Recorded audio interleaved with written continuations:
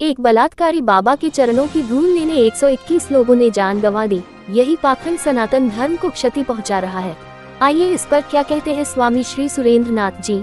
स्वामी जी कहते हैं कि जब तक पाखंड के मंच से धर्म का प्रदर्शन होता रहेगा, तब तक ऐसे अप्रत्याशित अनिष्ट होते रहेंगे। एक ऐसे स्थल पर 121 जाने गई, जहां लोग कुछ शुभ होने की आस लेकर गए थे।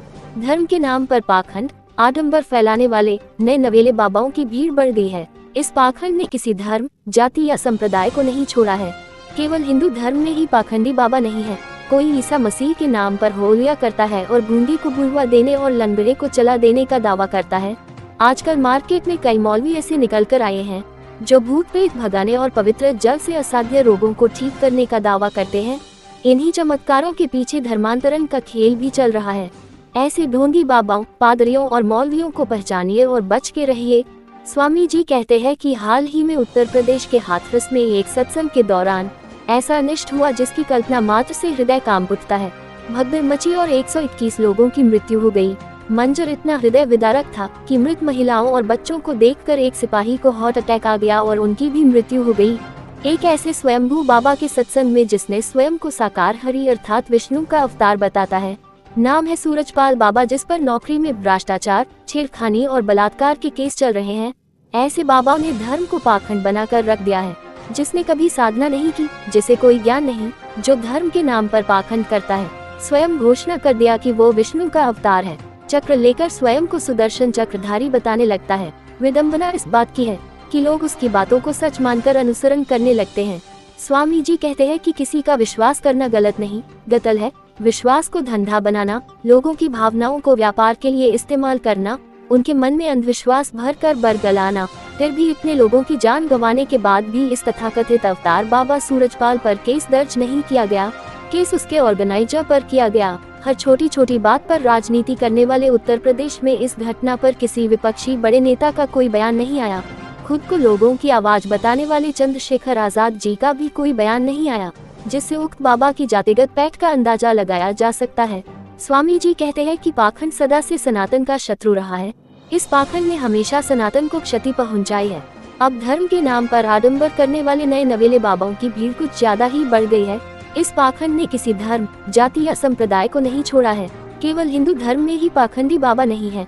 कोई ईसा मसीह के नाम पर हेयोलुलु करता है और गूंगी को बुलवा देने, लंगड़े को चला देने का दावा करता है और विदेश जाने का वीजा भी दिलवा देने का दावा करता है। आजकल मार्केट में कई मौलवी ऐसे निकल कर आए हैं जो भूत प्रेत भगाने और पवित्र जल से असाध्य रोगों को ठीक करने का दावा करते हैं। ऐसे ढोंगी बाबाओं, पादरियों और मौलवियों को पहचानिए। इन्हीं चमत्कारों के पीछे धर्मांतरण का खेल भी चल रहा है। ऐसे पादरी, मौलवी और बाबाओं से बच के रहिए। ये लोग न धर्म को जानते हैं, न विज्ञान की समझ है। यही लोग हैं जो भोली भाली जनता को मूर्ख बनाकर न सिर्फ उन्हें ठग रहे हैं, बल्कि असाध्य रोगों को चमत्कार से ठीक करने का दावा करके विज्ञान और मेडिकल साइंस को भी ठेंगा दिखा रहे हैं। स्वामी जी कहते हैं कि याद रखिए, भक्ति भीड़ में नहीं होती। जैसे प्रेम को एकांत और समर्पण की आवश्यकता होती है, वैसे ही ईश्वर आपके हृदय में विराजमान है। उन्हें एकांत में समर्पण भाव से निहारिए, आपको जरूर ईश्वर के होने का एहसास होगा। बिना स्कूल गए तो व्यक्ति को शिक्षा नहीं मिलती, तो बिना तप और साधना के किसी को कोई चमत्कारी शक्तियाँ कैसे मिल सकती हैं? यदि सच में किसी को शक्तियाँ मिल जाए तो वो साधक कभी उनका प्रदर्शन नहीं कर सकता। यही साधना का सत्य है।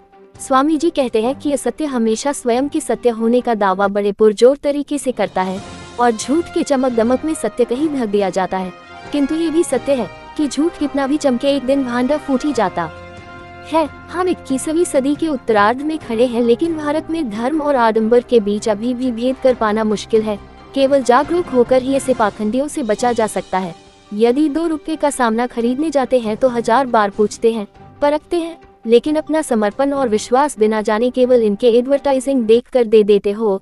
स्वामी जी कहते हैं कि एक कहावत है, पानी पियो छान के और गुरु बनाओ जान के। किसी छलिया और पाखंडी को गुरु मानोगे तो ऐसे धोखे ही मिलेंगे, आपको कोई नहीं बचा सकता। इसलिए किसी भी धर्म या संप्रदाय के इन पाखंडी बाबाओं के चक्कर में फंसने के बजाय अच्छे कर्म करिए और अपना हर कर्म ईश्वर को समर्पित करिए। वो देख रहा है, वो आपके कर्मों के अनुसार अवश्य फल देगा। जिन बोया 3 पाया, जो बोगे वही पाओगे। केवल अपने इष्ट और अपने कर्मों पर विश्वास करो।